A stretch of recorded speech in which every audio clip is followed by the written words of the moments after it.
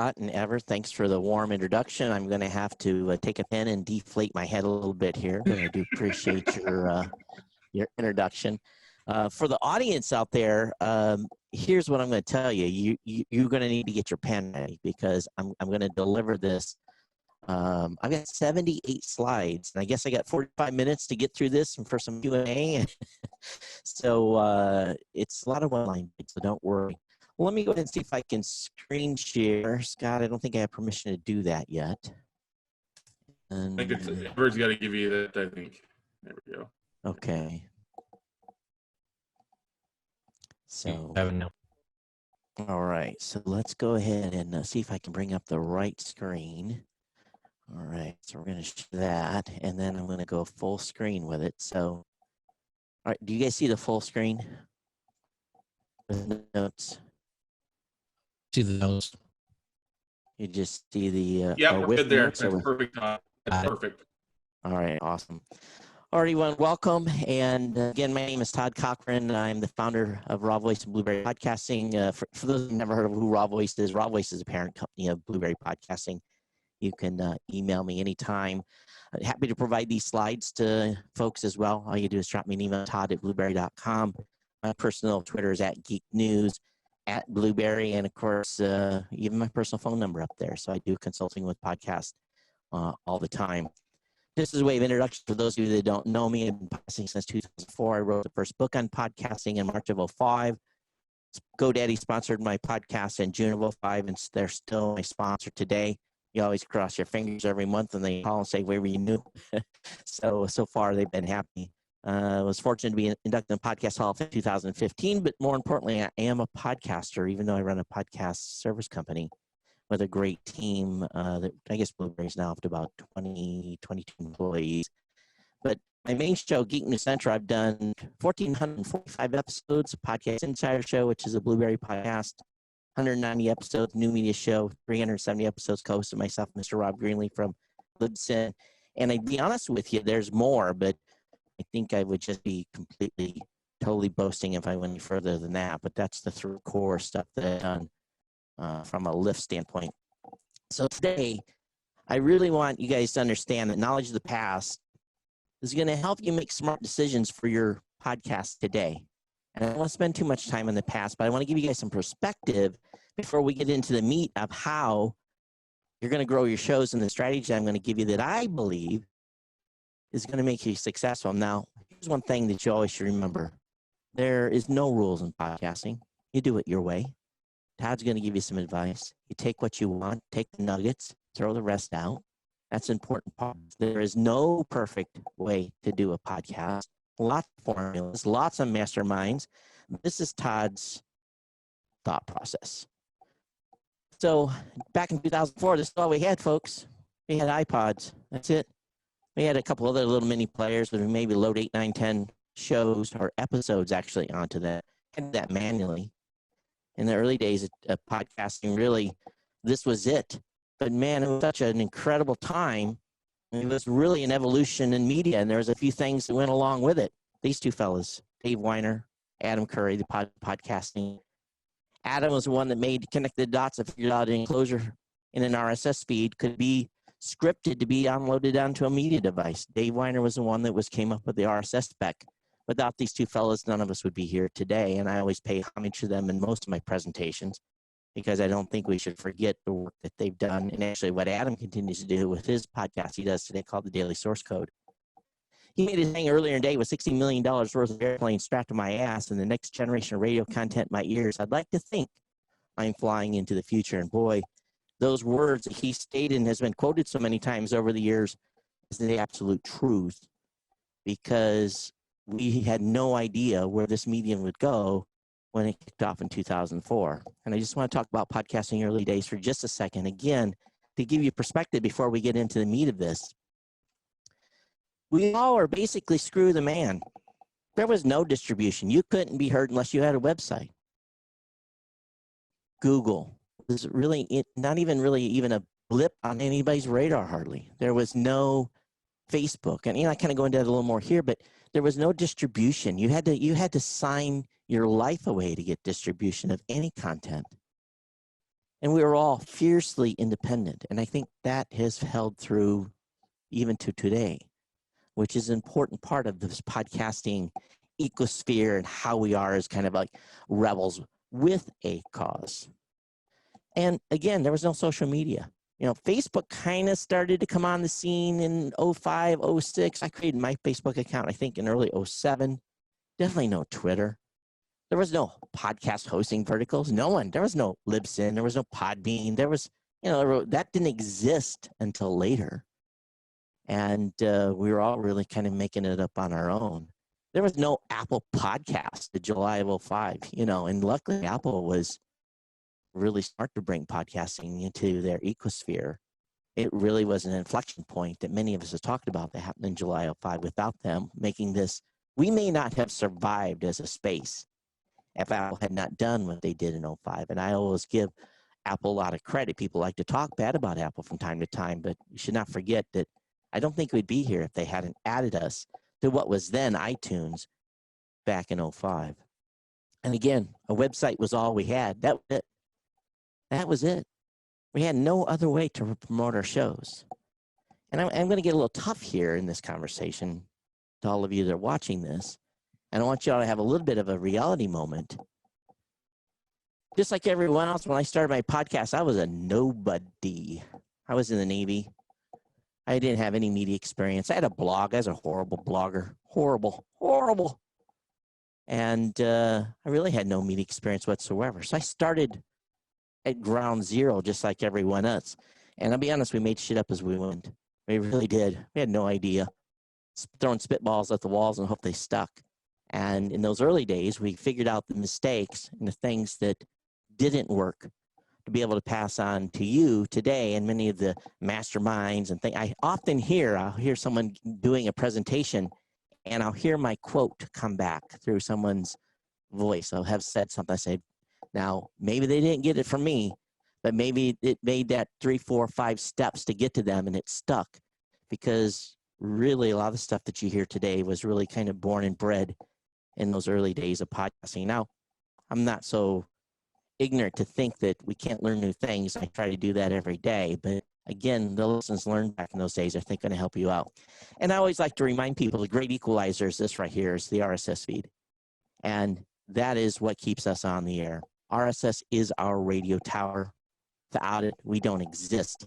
And that's really, really critical here in this day and age, when we see that people are trying to put stuff on Facebook or on Twitter or different places, and they're all of a sudden finding out that community guidelines is basically a rule that Apple says we're only going to let you put on our site what we say you can put on there. If you fall outside of the, outside of the norms, we're going to take it down. With RSS, the beauty is we get instant global distribution, and podcast immortality is the open RSS feed, because we cannot be taken off the air. And I think this is really the important part here, that we have to remember as podcasters, we cannot be taken off the air. You might be deplatformed. You may say something that becomes a situation where people all of a sudden are targeting your content, but you cannot be taken off the air if you own and control your RSS feed, that radio transmitter. And there's no gatekeepers. I don't have to ask anyone permission to post my show. I still have to watch what I say. I just can't say anything. We have to follow, you can slander someone and be in trouble and go to court over that. But we have truly freedom of speech and be able to say what we want. But the main thing is someone can't stop us. There are a few modern gatekeepers, and I'm not going to go into that in this presentation, but I love the ability of RSS for someone that I don't have to ask permission. Getting back to the task at hand, when I hear podcasters say, it's too hard to build my show, I can't build an audience. I started a podcast as a nobody. I started my podcast as a blogger that really, I sucked as a blogger. I started a podcast because I wanted to put my voice out there and be heard. And I had no social media. I didn't have any of these tools. So we looked everywhere for opportunities to get exposure to build your name. And what I want to talk about again is that there was no Facebook, there was no Twitter, there's no Instagram, there's a spelling error, there was no podcast training. But today we do have all this. We have all this today. We got Facebook, we got Twitter, Instagram, we've got live events, we got podcast training, we've got coaches in production, we've got Apple Podcasts, Google Podcasts, Spotify, Pandora, iHeart, Deezer, smart speakers, TuneIn, mobile phones. 150 plus devices listen and are able to consume podcasts. And there's more platforms coming, which I can't talk about. So et cetera, et cetera, et cetera. We have massive distribution today, massive distribution. When we started, I had my website. That was it. And yet, a year into podcasting, I found a sponsor. I built an audience. Some will say, well, Todd, there wasn't very many podcasters then. Well, in the first few months, there wasn't a lot of podcasters. And then a lot of great podcasters joined the space and piled on by the thousands.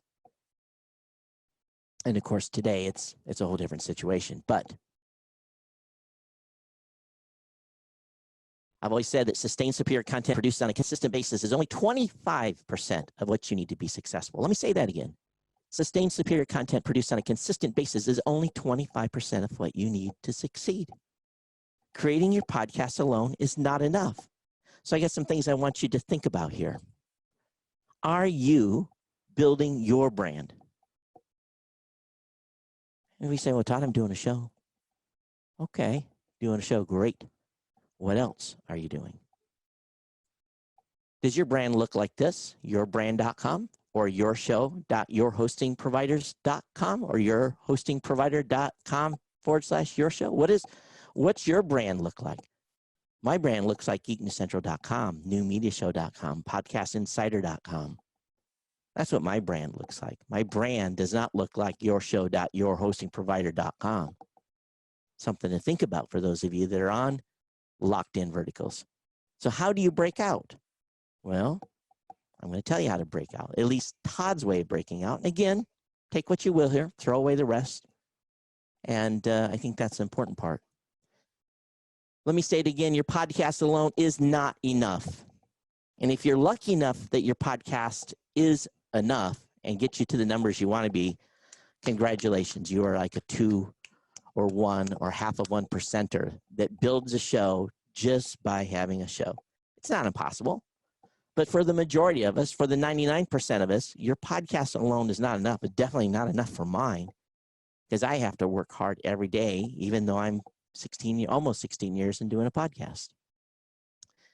Today, there are 1 million plus podcasts. On Blueberry Podcast Directory, we have 1,060,000, 90,000 in just the last month.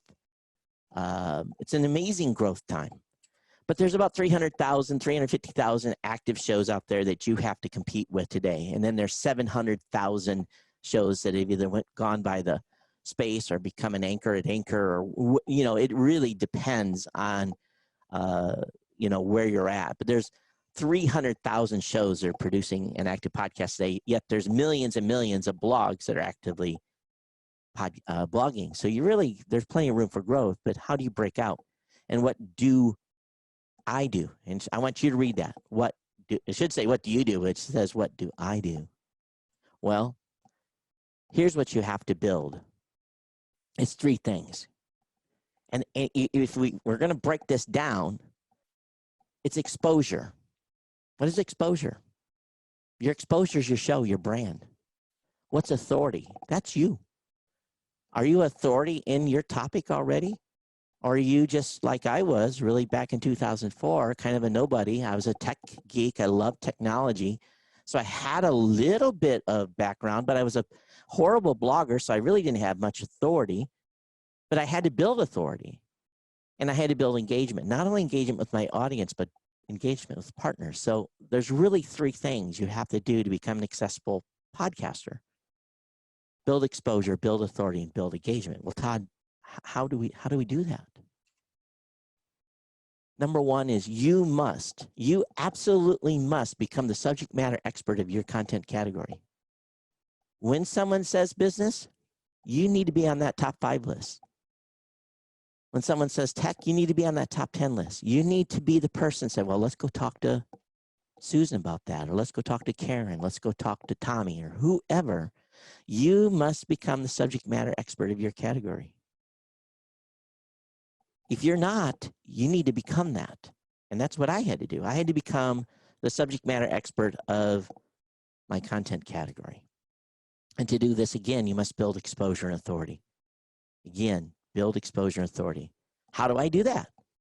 Well, I'm going to break these down here real quick.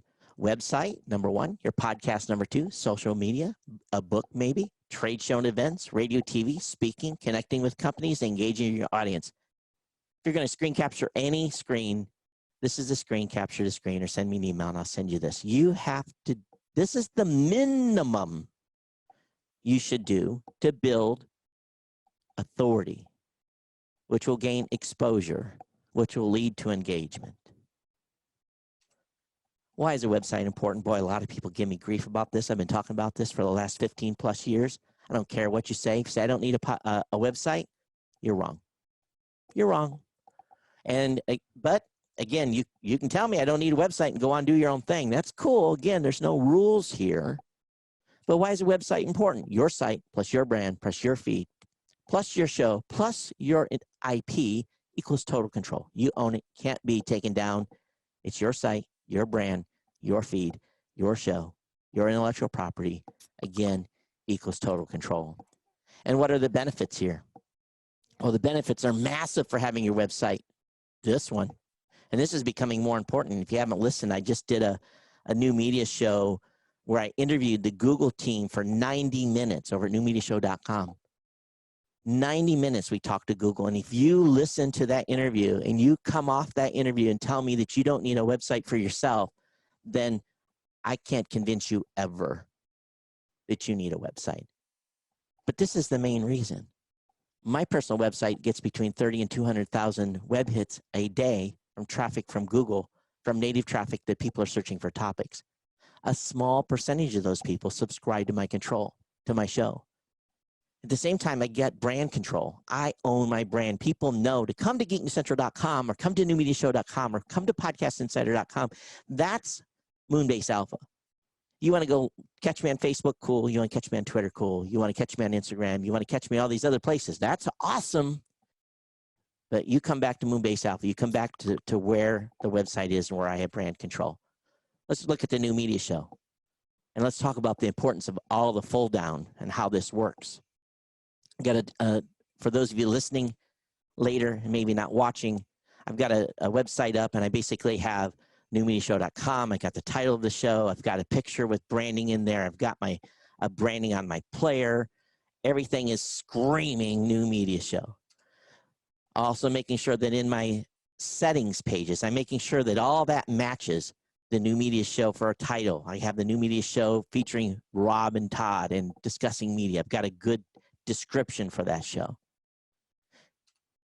When I search for New Media Show on Google, I own it. I own it. I'm at the top of the search. I've got my latest podcast, and I just did this day before yesterday to update this. I've got my podcast Apple listing. I got my Facebook page. I even have stuff for videos. I own above the fold for New Media Show. But more importantly, when I search for episodes, specific topics for my episodes, I also come up #1 in search. Does your show do that? Are you doing that? Are you able to obtain that? How do you do that? You have to feed the beast. You got to feed that website content on non-podcast days. Here's how it looks on Google Podcast. No, that's Apple Podcast. Again, branding is very, very straightforward. People know where they're at. Here's the Google Podcast listing. Again, branding very short, very decisive. And what else do I do? You'll notice right on the website, I go to hundreds of podcast websites every single day. And guess what I can't find? I can't find how to subscribe to your show. You've got it buried on page 10. If you can't subscribe to your podcast on your website above the fold when people visit your website, you're losing 99% of the opportunities for someone to subscribe to your show right then. They may have found your site because they were looking for basket weaving. They get over and say, man, this gal or dude has a podcast. I love podcasts. Let me check it out. A small percentage of the people are going to click subscribe.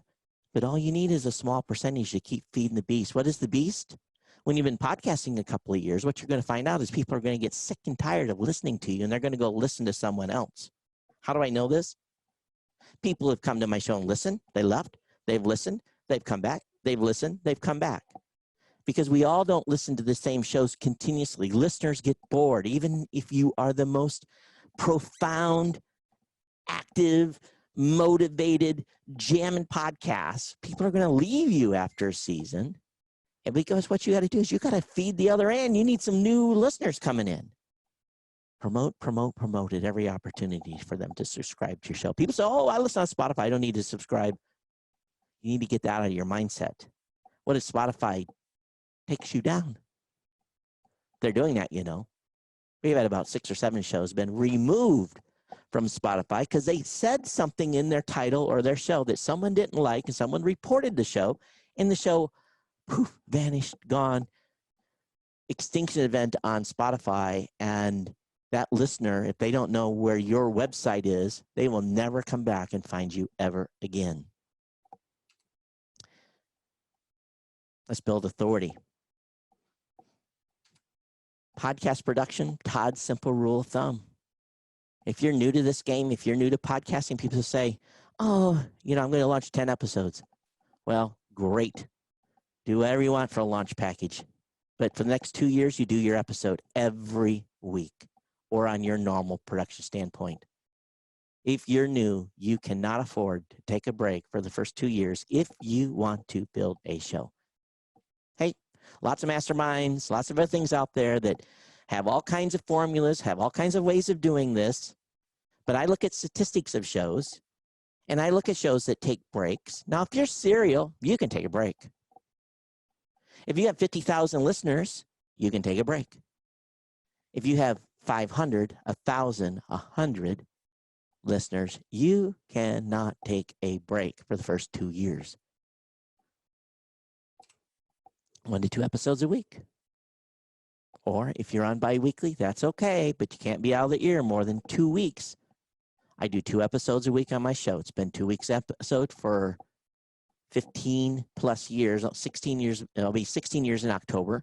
I have taken a week off, but I'm also 15 years in, and I need a break sometime, and my audience expects me to be fresh and really pumping out good content for them. And if you do seasons, now people are really going to say no about this. If you do seasons and you're new, season 1 ends on Friday, season 2 starts on Monday. If you're new to podcasting, if you want to grow, if you don't worry about growth, if you just want to do this for fun, I'm cool. Hey, do what you want to do. Again, these are Todd's suggestions, and there's no rules in podcasting. But here's a simple fact. Listeners build you into their lives. Don't leave them hanging. If you're going to take a week off, tell them beforehand you're going to take a week off. If you're going to take a day off and you didn't tell them you're going to take a day off, well, you better have a way to communicate that on social, everywhere you can reach them. Because when I take a day off and I haven't told them to take a day off, they email me and say, are you dead? Did you die? Did you have a car accident? Did you end up in the hospital? But your listeners will also pay you back in times of need. When I hit show 200 on my podcast, my dad died that same day I was supposed to do episode 200. I put out a 5-minute episode that said, sorry, folks, no episode 200. I'm going home to bury my father. See you in 10 days. And from that, this was before we really had great connectivity, and I lived in a country where there was no connectivity. I came back to about 8,000 emails of condolences. So your audience will be there, but make sure you let them know, because they're listening to you. They're not listening to your guests, no matter what people are saying. And for new podcasters out there, finding your voice will take time. I'm still finding my voice, but at least 50 episodes in before you're really going to find your voice. And perfecting your show and authority will take time. This is not a race. I think we finally got that through the space, that this is a marathon. But again, your show, if you want your show to grow, doing your show by itself is not enough. I'll say that 100 times. Be supportive in social media. Hang out where your audience is. I see a lot of you hanging out with podcasters. That's okay, 5 minutes a day. The rest of the time you're on social media, you better be hanging out where your audience is. In groups and forums and wherever your audience is, that's where you need to go. And you don't need to be over the top. Hey, I've got a podcast. No one wants to hear that. But I keep a list of topics from my show in a spreadsheet. So when someone is talking about a topic that I have covered in my podcast, I can refer to my spreadsheet and I can say, oh yeah, on episode 1062 at the 5 minute and 32 second mark, I started talking about this topic. And I will point someone in a group to that exact point in my podcast. You're being helpful. You're not being promotive. So be supportive in social hangouts where you, in social. Again, hang out where your audience is. Now, I've done this. I didn't do it for my podcast. Well, I actually did for my podcast. I learned how to do a podcast. And I was early. I started my podcast in October, and I've got the book deal in early December. I was, really stilly raw, but everyone was. So I wrote a book on podcasting. And what did I use it? I used source material from starting my own podcast. But for you, it can be your interviews, your content, your experience, and all the way through this book building project. Guess what you're doing? You're building authority. There's nothing like being able to add your CV or resume that you've written a book. Self-published is fine. Doesn't matter if it's 800 pages. It can be 120. It can be 10 chapters or it can be 5. But write a book. Use your interviews. Use your content. Use your experience to build authority. There's my book. That's back from 2004. It was the first book on podcasting. There's a whole story about that, and I've talked about it many times. Sold 45,000 copies. Why did it sell 45,000 copies? Well, I was first. And it did really, really well. I actually got an advance on this and actually solved the money issue that I was put constraints under by my wife when she told me I had to figure out how to make money with my podcast the first 2 years. And that's another probably just a side topic is make sure you have the support of your spouse, significant other, boyfriend, girlfriend, partner in your endeavors with podcasting. It makes it a lot go easier. And that's one of the reasons why I don't edit. And it's not on the slide here, but I personally don't edit because if I'd edited in the early days, I would not be a podcaster today. But I am a big fan of editing. And even our Podcast Insider show is edited. So to attend a trade show or event, go to an event. Again, go to where your topic of content is. I go to the Consumer Electronics Show because I do a tech show. That's an easy one. I go to NAB. That's where I find out about audio stuff. But attend, if you're doing on business or you're doing whatever your topic may be, attend a trade show or event outside the podcasting space where you can go talk to your peers and also network, get interviews, and create supplementary content for your show. But the most important thing about going to trade shows and events is building authority and networking. It really is a big piece of this. And if you can afford to do that, consider going to a trade show or event. Now, things are off right now, right? But we're going to get back to normal sometime next year. So, start looking at events that you potentially could go to. Take some vacation time. I was working. Hey, I was in the Navy still when I was doing my show. I took PTO to go to events. Matter of fact, I wasn't so happy because I used all my PTO to go to podcasting stuff and events that were on my podcast instead of taking family vacations. But for the first 2 years, that was a sacrifice I was willing to make to grow my show. So what I do now, this is 2020. I'm at the Consumer Electronics Show. You got a few pictures here. I'm interviewing somebody. He's got something, and that's not a Google device. That's some other device, the picture on the right. But I'm interviewing a guy that's here at the Consumer Electronics Show, and I'm doing interviews. And I did around 40 or 50 interviews. Put those up on my website as supplementary content at building authority, building engagement, finding new listeners. But I don't do it alone. I go with a team. The guy in the top left-hand corner of that picture, his name is Don Bain. He does a podcast called The Gadget Professor. And guess what? Don is part of my network. Him and I partner together. We share content. So you don't have to do this alone. Go with someone that you like, some podcaster that you're friends with. And again, I've got a whole story about how this in itself can almost support and sustain a show. That's for another day. For those of you interested, send me an email and I'll send you a link to that. Some of those YouTube videos I've done in other presentations in years past on the formula I use to go to trade show and events. And it is a formula. Radio and television. You know, here's the thing. Radio right now is they're in the hurt locker big time. So this may not be a good time to approach radio, but television is looking for fill. So if you have something going on that's cool, they're going to want to do something for you for 1, 2, 3 minutes on the air. So approach radio and television for opportunities to promote your podcast. Again, they're always looking for human interest stories. Get to 100 episodes. Hey, I'm celebrating 100 episodes. I'm a podcaster and I do my podcast on X. And they may not call you for 2 or 3 weeks or a month, but all of a sudden that producer of that television station is going to say, we need Phil for this. And they're going to be in your driveway with a truck with a camera. You're going to spend an hour on camera with them. And guess what you're going to get? You can get 2 minutes on air. But that is promotion you can't buy. I have all my clips saved. All my video clips from any time of being on the air, I've saved every one of those. Building engagement, building authority. I got on the list. I was on the BBC call list for years. BBC would call me 2 o'clock in the morning in Hawaii. Mr. Cochrane, hey, we've got a topic about, let me just use something random, pencil sharpeners. Can you talk about it on the air? Absolutely.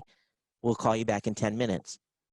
So my haggard body would drag out of bed. I'd brush my teeth, do 15 jumping jacks, be at the computer. I left my computer on because they would be calling from time to time, and be on the headset. And when BBC called me back, I had already Googled pencil sharpeners, and I talked expertly about pencil sharpeners 2 minutes on BBC, and off I went.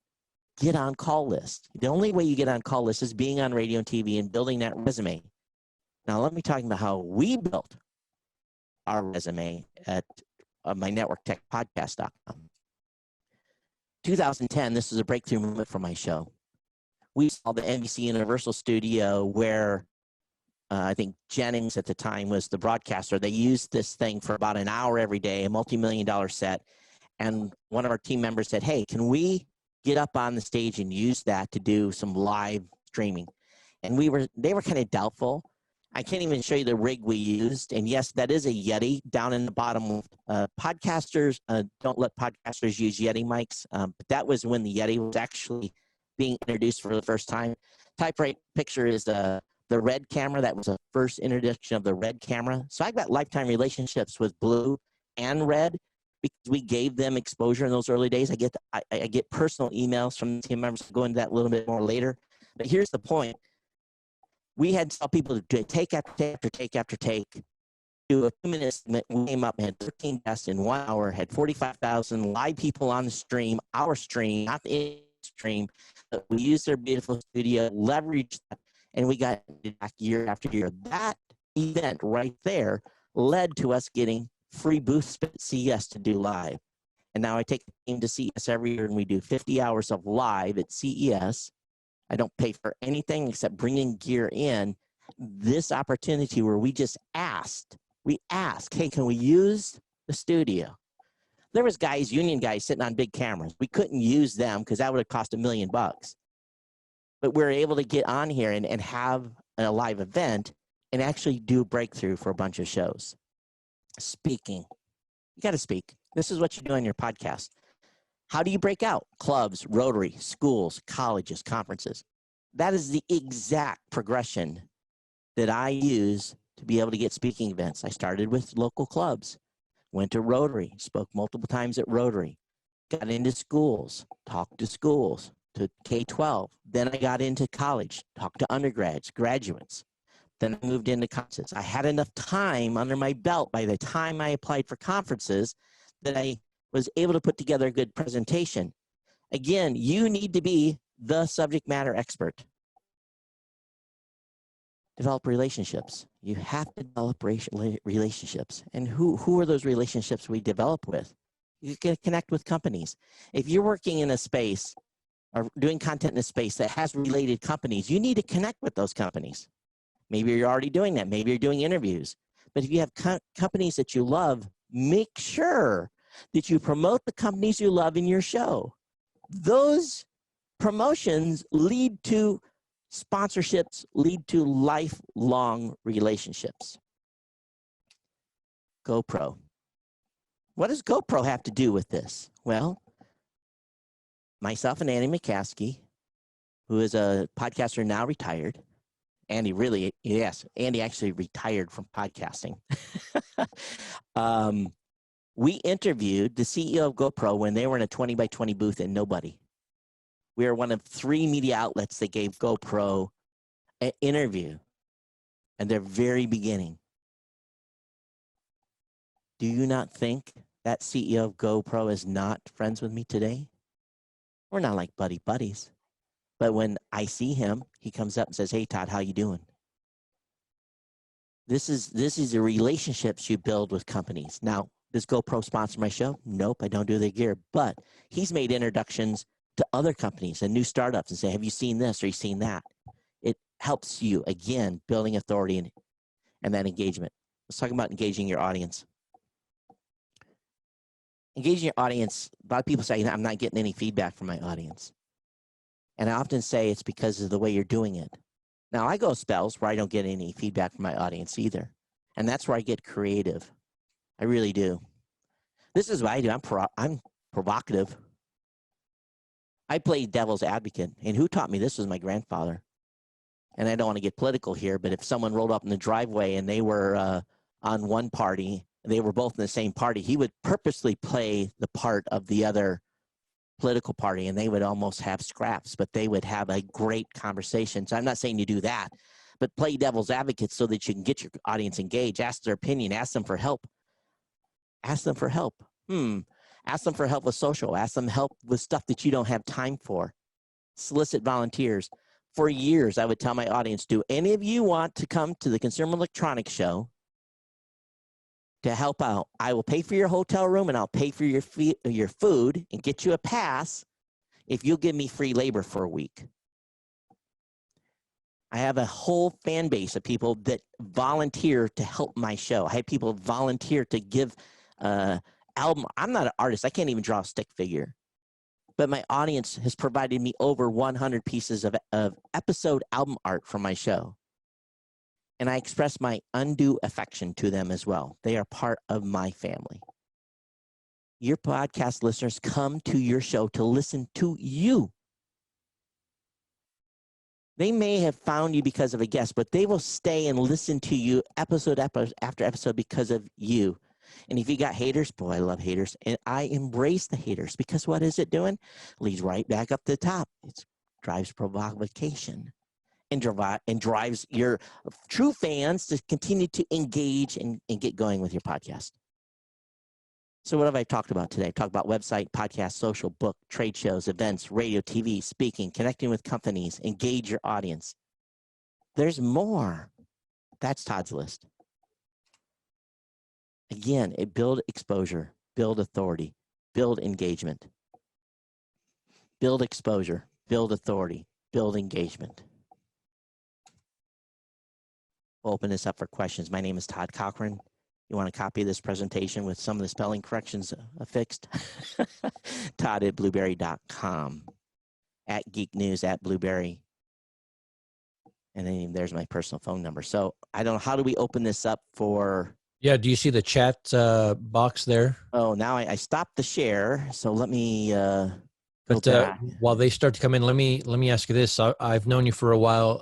You certainly are not afraid to tell it like it is, which is one of the reasons that we invite you back to on our stage. We love, obviously, the knowledge that you share, but the fact that you kind of call us out whenever we need to be called out, or other companies, bigger, stronger companies that you have no problem getting in fights with sometimes. But with that being said, you've been around, you've been doing this for a long time. Does it get stale? Does it get boring? How do you stay on top of new trends, where the up and comers maybe are doing things that you don't know about yet? Yeah, because you got to, I'm the old dog here, right? So you got to teach an old dog new tricks. I listen to about 100 podcasts on a rotating basis. I try to go in and pick 20, 30 are in the top 10, and then I go find other stuff and listen to it. I just listen to what other people are doing. And there's so much You think about this, Ever. We're 16 years in, and again, there's 100 different ways to grow a show. And there's different things you can do. I saw that TED Talk presentation yesterday. Never thought about doing a TED Talk. Brilliant idea. Go do a TED Talk. There's lots of stuff that are out there. There's so much to do, you can't do it all. So that's why I always say engage your audience to help you. Your biggest fans will become the people that will support you and provide, provide that extra cycles in a day. I need 3 clones, but who's can be my clones? My fans and my audience can be clones and go out there and do maybe just one thing. So, it's an exciting time in podcasting, and lots of people smarter than me are doing great things to build shows. So I listen to those people too. It feels like with the pandemic and everything that's going on, I know a few shows have kind of taken a dip in downloads, which I think is fine. I'm not too worried about that part. But what is all of this going to look like as we start to come out of this? I'm thinking it's going to be 2021, but when we actually start to come out of this, is podcasting going to be different? Podcasting is going to be better. Okay.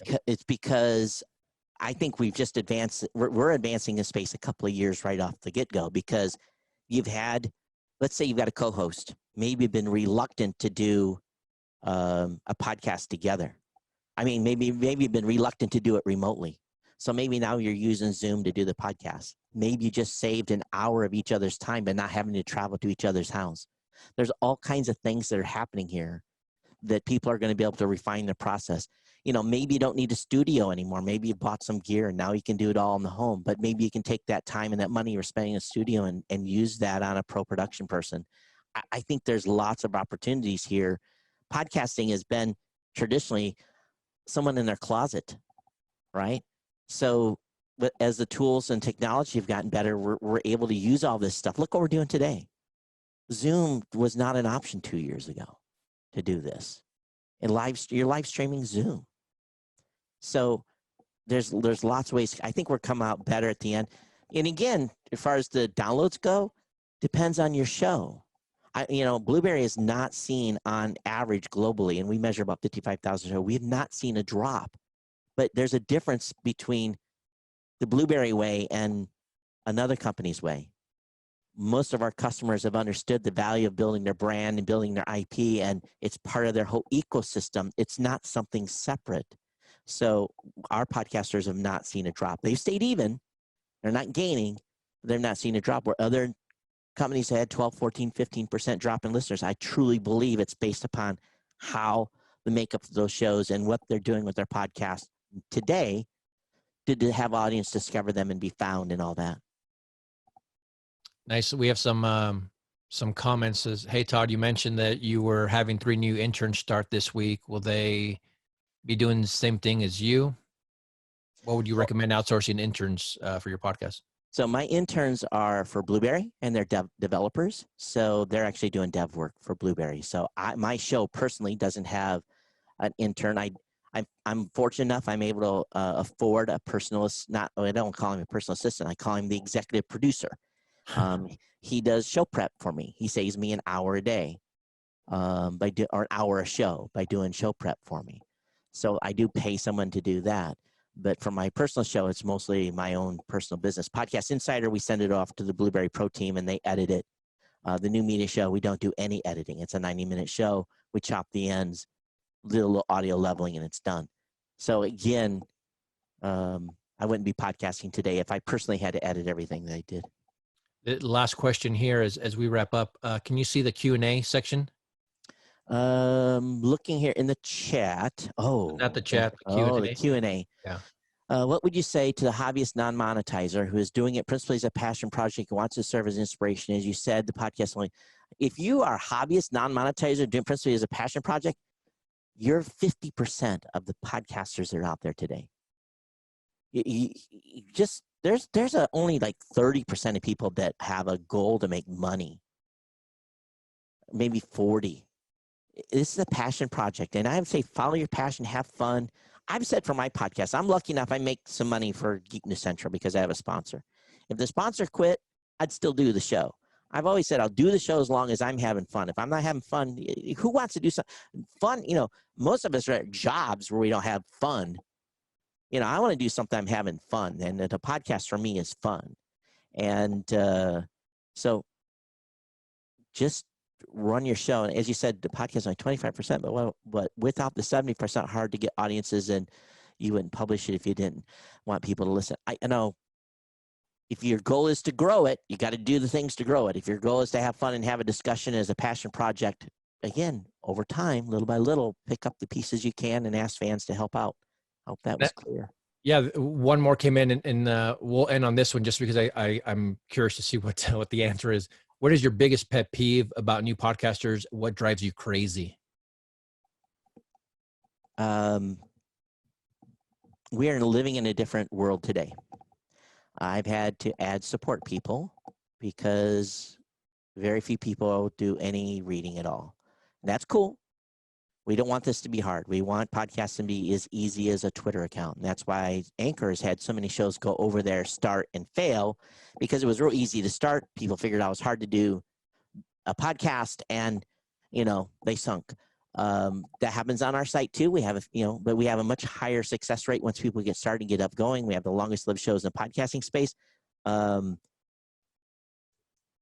My support people help the folks that are less technically inclined, and we want them to be podcasters too. It's not an annoyance.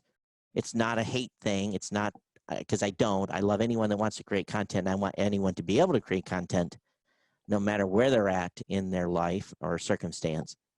So I guess maybe I'll focus on what I love. I love that we've had a huge number of women come into the podcasting space, women of color.